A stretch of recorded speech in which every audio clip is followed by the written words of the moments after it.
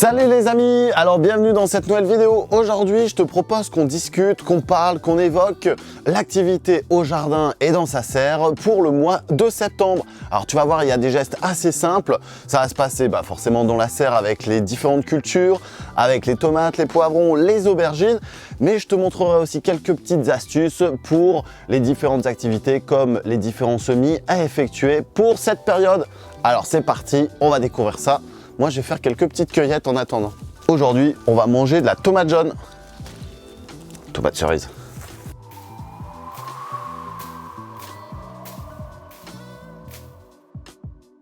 Alors, comme tu peux le voir, dans la serre, dans le tunnel, la végétation s'est bien développée. Les tomates sont quasiment à maturité, les fruits commencent à bien mûrir, surtout avec les dernières températures favorables que l'on a eues au mois de septembre.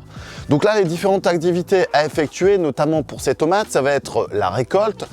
Comme ici, c'est Green Zebra. On va récupérer également les semences. Ça, tu peux découvrir ça dans un de mes tutos, comment récupérer les semences de ces tomates. On va faire les cueillettes des aubergines, des poivrons et on va cueillir également les cultures au pied. Concernant l'entretien, étant donné que le mois de septembre est un mois certes chaud, surtout en ce début de saison, mais c'est un mois qui va être également humide. Et cette humidité est défavorable pour la culture de mes tomates et donc on va devoir les tailler. On va devoir les diriger, donc je te conseille de tailler principalement au bas et ensuite de faire grimper et tout doucement de tailler en remontant pour favoriser tes flux d'air. En plus, ça te permettra de faire différents semis en dessous. Ça, je te montrerai ça plus tard dans ma vidéo, les différents semis à effectuer pour avoir de la culture quasiment jusqu'au mois de novembre, voire jusqu'au mois de décembre. Alors je ne sais pas pour toi, mais pour moi la culture de la tomate a été un petit peu particulière cette année, notamment avec la météo qui a été défavorable justement pendant l'été.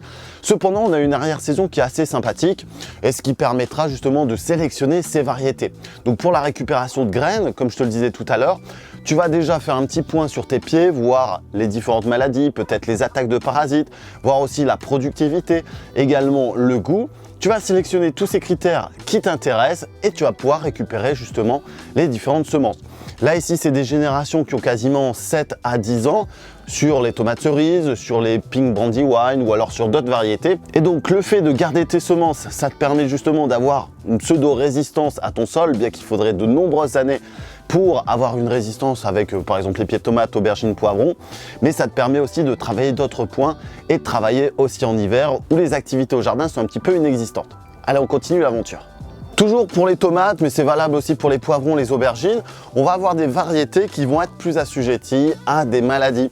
Je vais prendre par exemple ce pied ou alors même celui à côté qui est une variété qui est moins résistante, qui a développé et qui commence à développer le mildiou.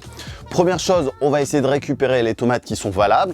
Ensuite, on va supprimer le pied et on va essayer d'évacuer ça à l'extérieur sur le compost pour laisser la décomposition. Il faut savoir que les spores de ce champignon, vous en avez partout dans le jardin et qui vont se développer avec des facteurs tels que l'humidité et la température. Vous avez la possibilité, avec les différentes variétés que vous avez sélectionnées, de créer plus ou moins des résistances justement par rapport à ce champignon. Donc là ici, cette variété-là, c'est la dernière fois que je vais la faire. Concernant les autres cultures, par exemple ici ce poivron, on va se charger d'effeuiller et d'optimiser la croissance sur les derniers fruits restants pour avoir justement une productivité quasiment jusque début octobre. Après, les températures seront trop froides pour avoir premièrement des fécondations et pour avoir des fruits qui se développent correctement. Donc là, vous pouvez continuer les cueillettes et vous pouvez travailler également sur les aubergines, poivrons et piments. Concernant l'installation ici, on va commencer tout doucement les rotations des cultures. Donc en effeuillant les pieds, on va pouvoir planter au pied différentes cultures telles que les épinards, la mâche, le cresson, la roquette et également les différentes laitues. Donc ça te permettra d'échelonner tes cultures tout en ayant des légumes et des fruits au-dessus. Et ça d'ailleurs, tu peux découvrir comment faire tes laitues, tes épinards ou ta roquette ou ta mâche dans toutes mes autres vidéos en dessous en découvrant la chaîne YouTube.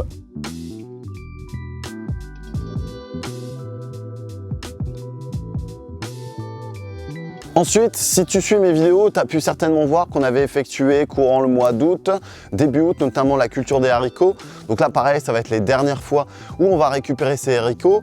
On a également récupéré les semences de haricots qu'on a laissé monter sur pied, donc là ici avec la variété Carmina que tu peux découvrir sur le site Les Graines Bokeh. D'ailleurs, tu vas pouvoir bénéficier d'une promotion là durant cette semaine. Je te laisse découvrir ça dans le lien de la description de ma vidéo. Ensuite, concernant le jardin potager, donc tu vas pouvoir commencer tout doucement tes rotations. Tu vas faire tes cueillettes, par exemple avec les betteraves, avec les derniers concombres, les dernières courgettes, et tu vas préparer ton sol pour à la fois y mettre de l'engrais vert ou alors tes autres cultures telles que l'épinard, la mâche, le cresson ou la salade que je te disais tout à l'heure. Concernant la préparation de ton sol, donc généralement avant de planter et surtout en fin de période estivale, je vais préparer le sol, faire une sorte de faux semis, je vais biner plusieurs fois et répéter l'opération pour éviter d'avoir le moins de plantes adventices sur mon sol. Donc là ici, je vais pouvoir accueillir les différentes cultures que j'ai prévues. On va pouvoir planter également les bulbilles d'ail que je vais mettre ici en ligne pour préparer et pour faire la culture d'ail l'année prochaine. Entre deux, tu vas pouvoir y insérer des radis. Donc là, c'est à toi de voir ce que tu préfères à mettre en culture dans ton jardin. Ensuite, ça va être le moment de faire différentes autres récoltes de fruits, notamment avec la poire, avec les pommes, avec les fraisiers, avec les framboisiers, avec les cognaciers, enfin bref, tout un tas de fruits qui ont mis un peu plus longtemps à fructifier, c'est le cas de le dire.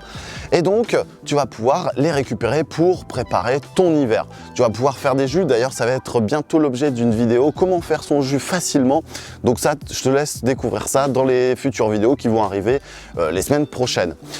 Là, ici, on a des variétés de framboisiers qui sont remontants. Une variété remontante est une variété qui va produire deux fois.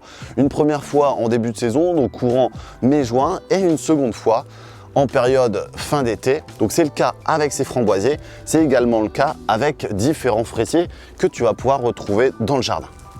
Une fois qu'elles auront fini de fleurir, une fois qu'elles auront fini de fructifier, on va pouvoir commencer à tailler ces framboisiers pour les préparer l'année prochaine. Sachant qu'on a des variétés remontantes et des variétés non remontantes, donc ils vont fructifier qu'une seule fois, mais qui seront un peu plus productifs.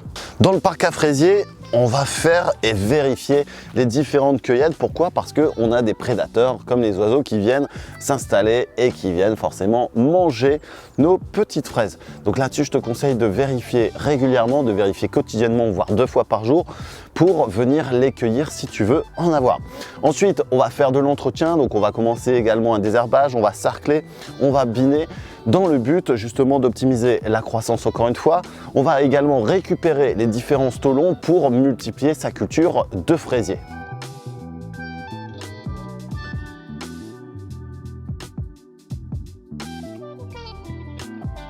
Le mois de septembre, tu vas pouvoir faire également le point sur ta culture de cucurbitacées. C'est le cas avec mes courgettes, c'est le cas avec les trompes d'albenga, c'est le cas avec les autres cucurbitacées qu'on va pouvoir cueillir au fur et à mesure de ses besoins. Je te conseille d'attendre le dernier jour avant une gelée pour récupérer l'intégralité de tes courges, pour à la fois la récupération de tes graines, mais aussi pour prolonger justement la longévité de tes fruits que tu vas récupérer pour l'année en cours. Tu vas pouvoir les stocker dans un endroit frais et au sec, à l'abri de la lumière, pour en avoir quasiment jusqu'au mois de mars si tu fais attention à tous ces critères. Ensuite, les pieds par exemple ici de ces courgettes vont commencer à choper l'oïdium, vont commencer à choper le botrytis. Donc ça va être le moment justement de supprimer tes pieds pour éviter de proliférer les spores. Toute cette partie-là, tu le mets au compost ou alors tu le donnes à tes poules, elles vont s'en charger. Et en même temps, tu fais tes dernières cueillettes de courgettes. Et il reste encore quelques petits haricots.